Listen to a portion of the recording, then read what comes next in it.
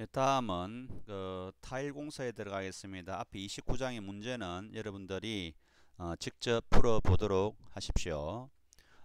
타일 공사에서는 제품 및 분류에서 제품의 종류로서는 토기, 다음에 도기, 습기, 자기 등이 있습니다. 이러한 토기, 도기, 습기, 자기에서 흡수성은 토기가 가장 크고 오른쪽으로 갈수록 흡수성이 없어져 버립니다. 성질 및 두드림 소리에서는 토기는 지약하고 타금이 나고 도기는 경건하고 타금이 나고 습기는 경건하면서 맑은 소리가 나고 자기도 경건하면서 맑은 소리가 납니다. 그래서 오른쪽으로 갈수록 제품의 품질이 좋아진다고 생각하면 되겠습니다. 소성온도는 제기를 추라 그러는데 SK가 0.15, 온도로서는 790도에서 1000도씨, 오른쪽에 가면은 온도가 더 높아집니다. 시약은 토기는 바르지 않고 다음에 도기는 시유, 습기는 무유이거나 식염수를 바르고요. 자기는 시유를 합니다. 주 용도로서는 토기는 여러분 아는 것처럼 벽돌, 기와, 토간, 바닥이나 타일에 쓰이고요. 도기는 타일, 테라코타, 위생도기, 기와 등에 쓰이고 습기는 타일이나 테라코타, 기와, 벽돌, 토기에 쓰이고 자기는 일반적으로 타일이나 위생도구에 쓰입니다. 그래서 일반적으로 자기가 가장 우수한 제품이라고 보시면 되겠습니다. 분류에서는 소지질, 소위 말하는 재료의 질에 따른 분류입니다. 토기질은 저급, 좀 낮은 제품으로서 사용되고 시유하지 않은 채로 소성하여 사용이 되겠습니다. 벽돌과 기와 등에 사용한다 그랬고요. 도기질은 도토를 원료로 하여 시유하여서 소성하면 광택이 생기고 방수성이 생기는 것으로서 일반적으로 내장 타일에 많이 쓰입니다. 스키질은 서감 점토를 원료로 하고 일반적으로 유약을 발라 소성한 것으로서 내장 타일, 외장 타일, 바닥 타일 모든 곳에서 쓰이게 되겠습니다. 자기질은 자토를 주 원료로 하여서 소성 온도가 가장 높고 흡수율이 가장 낮습니다. 그래서 제품으로서는 가장 우수한 제품이 되겠는데 내장, 외장, 바닥, 모자이크 타일 등 모든 타일에 다 쓰이게 되겠습니다. 자, 클링크 타일이라고 하는 것은 클링크 타일은 습기질 타일로서 외부 바닥용 특수 타일을 이야기하고요. 모자이크 타일은 40mm 각, 가로 세로 40mm인 정사각형의 이하의 소형으로 된 타일로서 300mm 각의 하트론지 종이에다가 줄눈을 일정하게 나누어서 모아 붙여서 판매를 합니다.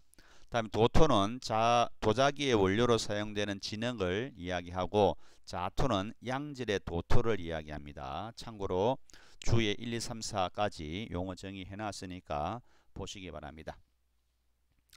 용도에 따른 분류로서는 외부 벽용, 내부 벽용, 다음에 외부 바닥용, 내부 바닥용. 자, 구분해야 될 것이 외부에 위치하는 것들은 비바람이 노출되어 있고요.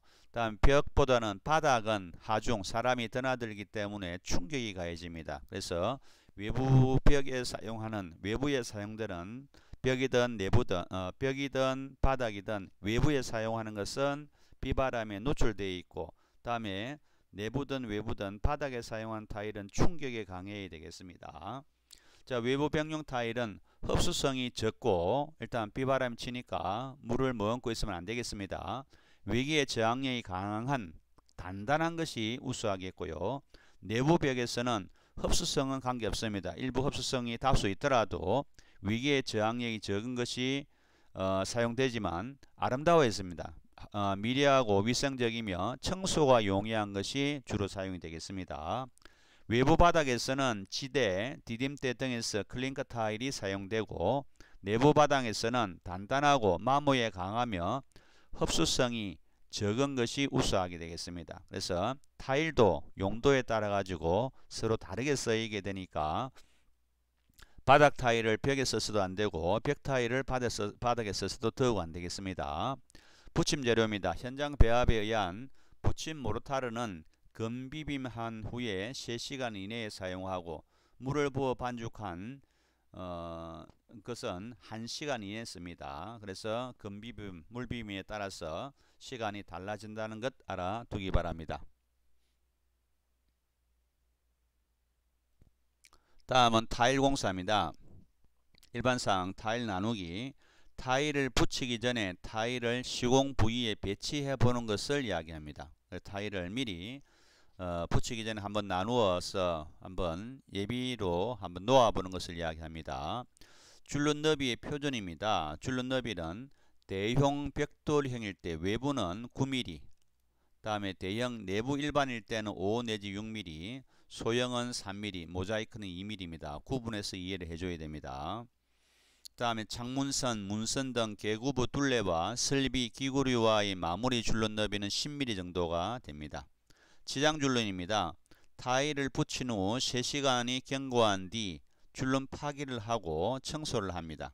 청소 후 24시간 경과 뒤에 치장 줄눈을 하고 작업 직전에 줄눈 바탕에 물을 뿌려서 서변하게 해줍니다. 세로 줄눈을 먼저 시공하고 가로 줄눈은 위에서 아래로 마무리를 짓겠습니다. 모르타르 바탕 만들기입니다. 바탕 고르기 모르타르를 바를 때에는 2회에 나누어서 바르고 바람 두께가 10mm 이상일 때일 경우에는 1회에 10mm 이하로 눌러 바르게 되겠습니다. 다음 세 번째, 바탕 모르타르를 바른 후에 타일을 붙일 때까지는 여름철은 3 내지 4일 이상, 봄, 가을은 일주일 이상 기간을 둡니다. 다음 4번, 타일 붙임면에서 바탕면의 평활도는 바닥의 경우에 3m당 3mm 내외로 되어야 되겠고 벽은 2.4m당 31mm입니다. 그래서 조금 차이가 많이 나죠.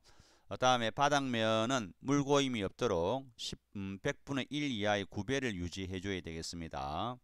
자, 바탕 처리입니다. 바탕 들뜸 균열부를 보수하고 바탕면을 평탄하게 처리하고요. 두 번째, 청소를 하고, 세 번째, 여름에 외장 타일을 붙일 경우에는 하루 전에 바탕면에 물을 충분히 적셔두고요. 네 번째, 흡수성이 있는 타일의 경우에 적당한 물축임을 해둡니다. 자, 그 다음에 벽타일 붙임에서는 벽타일 붙임공법입니다. 벽타일을 붙임공법의 종류로서는 떠 붙임공법, 압착 붙임공법, 다음에 계량 압착 붙임공법, 다음에 접착 붙임공법, 동시 줄눈 붙임공법, 이러한 것들이 있는데 하나씩 보도록 하겠습니다.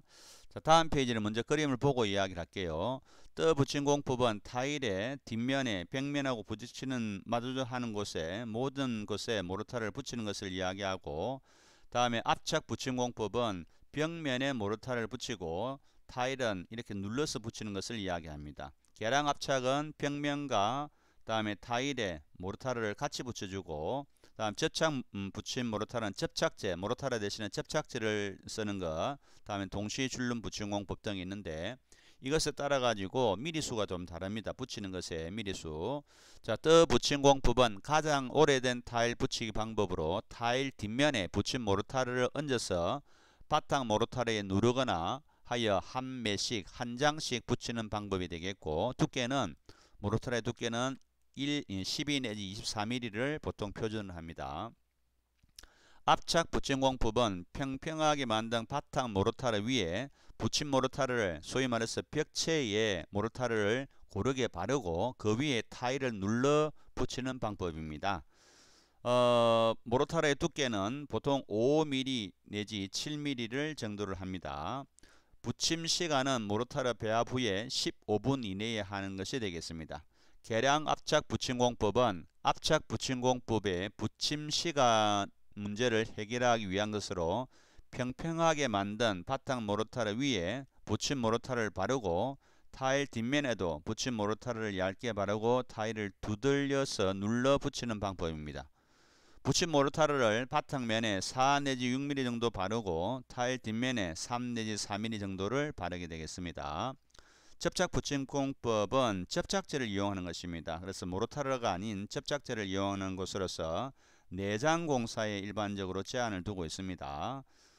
붙임 바탕면에는 면을 여름에는 1주 이상, 기타 계절에는 2주 이상 건조시키고 작업을 합니다.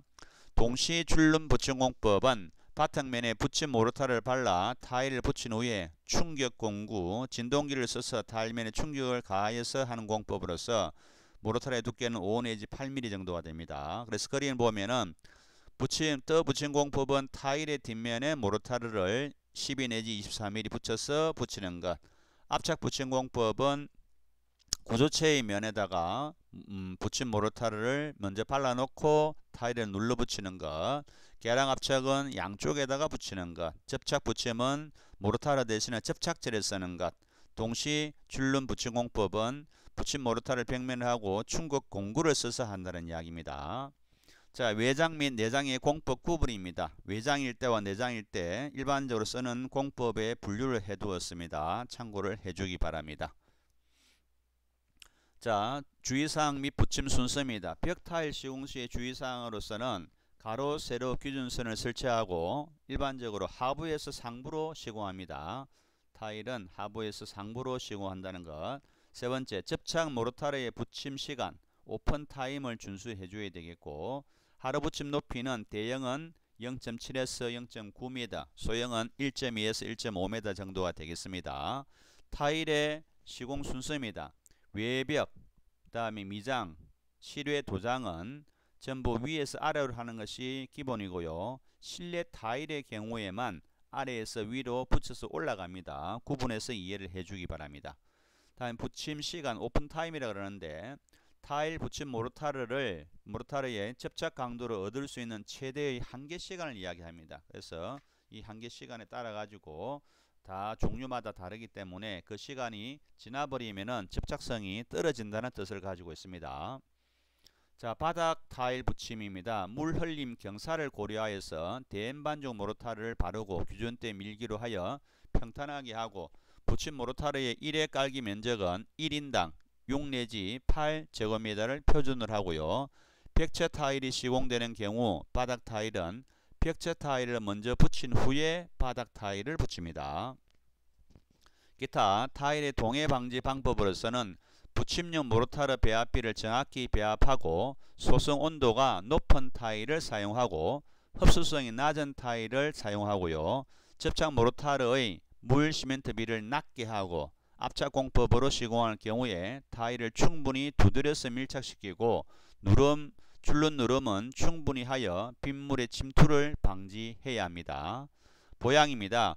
한종공사 시의 외기 기온이 2도씨 이하로 추울 때는 타일 작업장 내의 온도를 10도씨 이상 유지를 해줘야 되겠고, 타일을 붙인 후에 3일 동안은 진동이나 보행을 금하고, 타일 바닥은 줄눈 넣기가 완료된 후에 7일 동안은 바닥에 설치된 타일 위로 보행하거나 통행하지 않아야 되겠고요. 네 번째, 보양 후 타일 표면을 깨끗이 청소하고 보호막을 제거합니다. 다섯 번째, 청소는 손이나 헝겊 또는 스펀지 등으로 물을 축여서 타일면을 깨끗이 씻어낸 다음 마른 헝겊으로 닦습니다. 여섯 번째, 청소 시 염산 사용을 지양하며 부득이 사용할 경우에 고음용 염산 30배를 희석한 용액을 사용하고 사용 후에 물로써 깨끗이 씻어내 줘야 되겠습니다.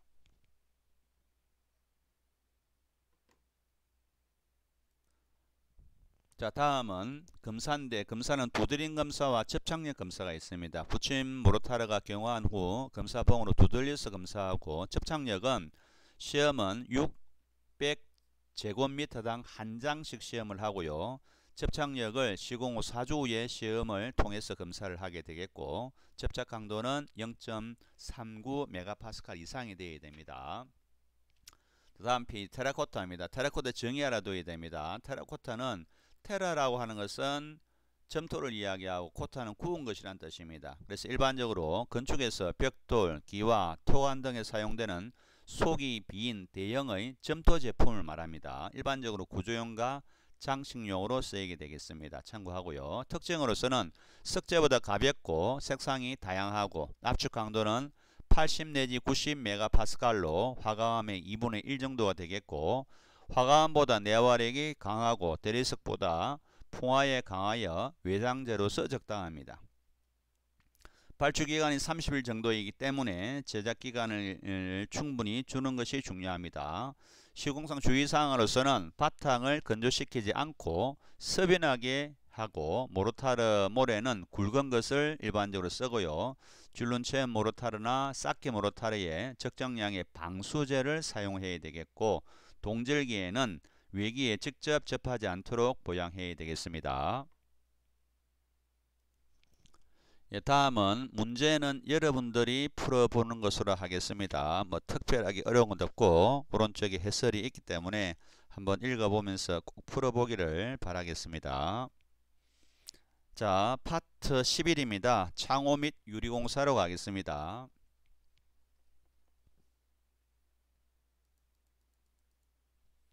자, 창호 및 유리공사에서 첫 번째 창호 31장 창호 및 유리공사가 되겠습니다. 자, 창호는 여러분들 알고 있는 창문을 이야기하죠. 창을 이야기합니다.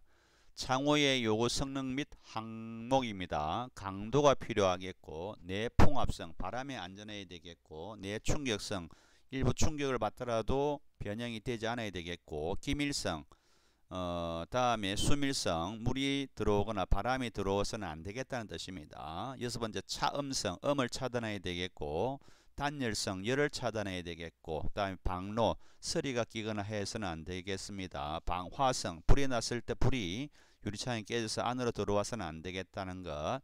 내진성, 진동에 대해서 저항력을 가져야 되겠고, 내후성, 모양 안정성, 개폐력, 개폐 반복, 부품 부착성, 이러한 다양한 성능을 가지고 있어야 되겠습니다.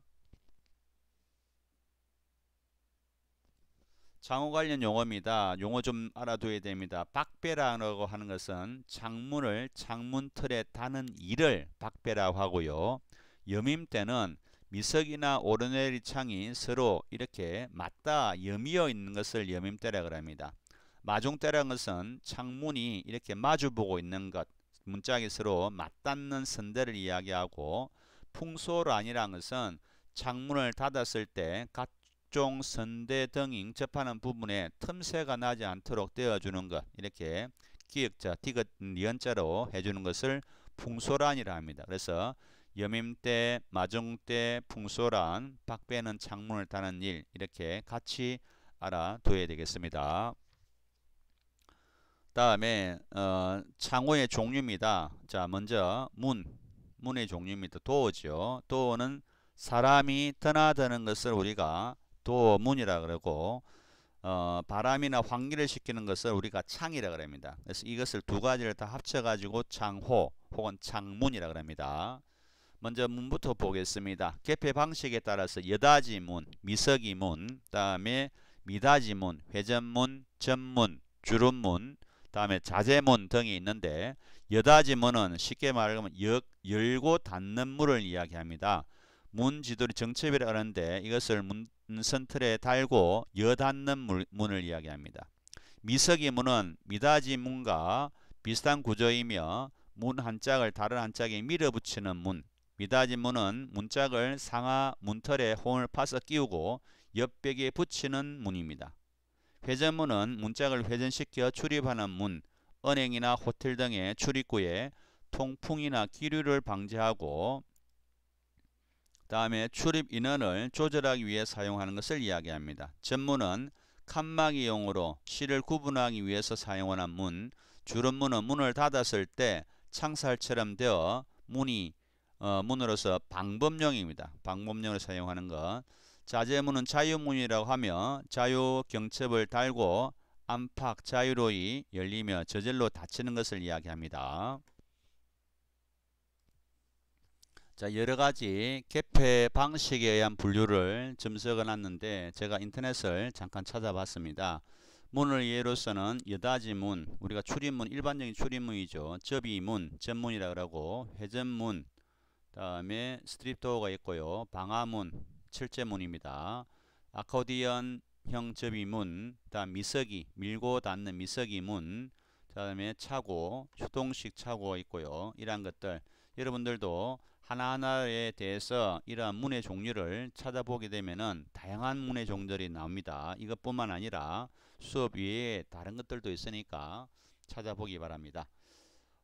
구성에 의한 분류로서는 널문, 그다음에 널빈지문, 빈지문이라 하고 양판문, 징두리 양판문, 플래시문, 합판문, 비늘 살문 해가지고 이렇게 형태에 따라 가지고 널문, 양판문, 징두리 양판문, 플래시문, 합판문 등이 있는데 뭐 요즘은 대부분이 공장 생산을 하기 때문에 이런 것들은 실내에서 많이 쓰이고요. 양판문이나 이런 것들은 나머지는 실외 것은 다 철제문이 되겠습니다. 널문은 구조가 간단한 문으로 간이 창고, 자동차 차고 등의 문으로 사용되고 널빈지문은 널은 반턱 쪽매 또는 제 쪽매를 하고 울거미 맞춤은 짱부 맞춤을 하더라는 것. 자, 양판문은 좀 알아줘야 됩니다. 양판문은 울거미 중심에 넓은 너를 댄 문, 징두리 양판문은 상부에 유리를 대고 높이 1m 정도 하부에만 양판을 댄 문입니다. 플러시문은 울거미를 짜고 중간 살 간격 250mm 정도 배치하여 양면에 합판을 교착한 문이고 합판문은 말 그대로 9mm 정도 합판을 끼운 문. 비늘 살문은 울거미를 짜고 얇은 넓은 살을 30mm 간격 45도 간격으로 빗댄 것으로 차양, 통풍이 되게 한 문을 이야기합니다. 자, 창의 종류입니다. 창은 여닫이 창. 앞에 나왔던 문하고 같은데 단지 차이점은 사람이 드나들 수 있느냐 없느냐의 차이입니다. 여닫이 창은 여기 있는 것처럼 한쪽으로 열고 닫는 것, 한쪽이 힌지가 되어 있죠. 외 여닫이와 쌍 여닫이가 있고 미닫이창은 미석이 창 똑같습니다. 미닫이 밀고 닫는 것을 얘기하는 미닫이 창은 한 줄 홈대에 끼워서 옆벽에 밀어붙이게 된 것이고 미석이 창은 두 줄 홈대에 똑같습니다. 그래서 한 줄에 되느냐 두 줄에 되느냐 그 차이기 때문에 어쨌든 이렇게 밀고 닫는 것을 이야기하고 오르내리 창의 개폐 장치는 추, 도르래, 와이어, 로프로 구성되어 있고 환기에 매우 유효합니다. 오르내리 창 구조에서 창추 한 개의 무게는 위 창문 것이나 아래 창문의 것이나 모두 그 창문 무게의 반으로 합니다. 회전창의 돌적이 중심은 창문의 수평 중심선보다 약 25mm 가량 높게 달아 창문 스스로 닫힐 수 있게 한 것으로서 고창이 많이 사용됩니다.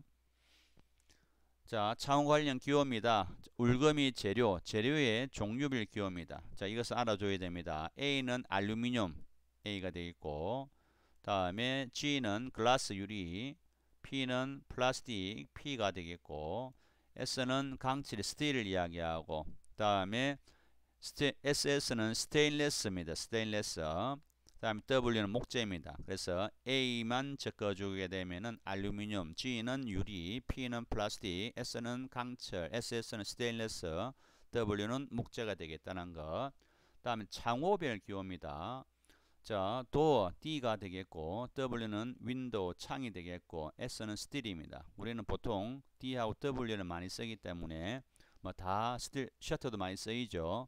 이 기호들 다 이해를 해줘야 됩니다. 중요한 기호들입니다.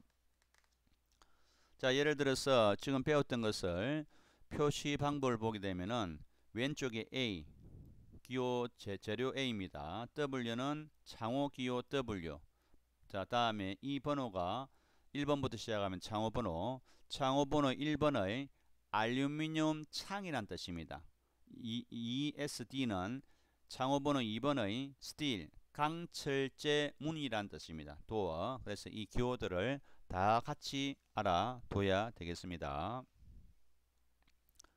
자, 다음에 강제 창호의 설치 순서입니다. 현장 반입, 변형 바로잡기, 농막이 칠, 먹매김, 구멍 파기, 따내기, 가설치 및 검사, 묶음발 고정, 창문틀 주위에 모르타르 사춤을 하고 보양을 하게 되겠습니다. 강제 창호의 설치는 변형과 부식 우려가 있어서 보통 나중 세우기를 합니다. 반대로 목재 세우기는 먼저 세우기를 합니다. 다음에 알루미늄 창호인데 알루미늄 창호에서 보게 되면은 알루미늄은 특징이 비중이 철에 비해서 가볍고요. 녹슬지 않고 사용 연한이 길고 여닫이염이 경쾌합니다.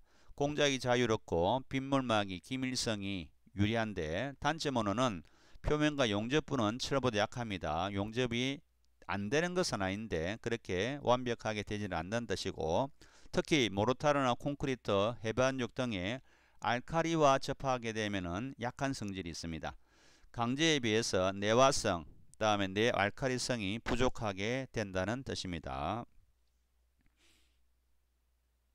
자, 다음에 알루미늄의 녹막이 처리입니다. 알루미늄도 부식되기 때문에 그 녹막이 처리는 알루미늄재가 알카리에 약하므로 모르타르 등에 접하는 곳에서는 내알카리성 도장, 페인트 작업을 해줘야 되겠고, 두 번째 알루미늄 초벌 녹막이 칠은 징크로메이트입니다. 이것은 알아두십시오. 알루미늄 초벌 녹막이 칠은 징크로메이트. 자, 다음 페이지 주의사항입니다.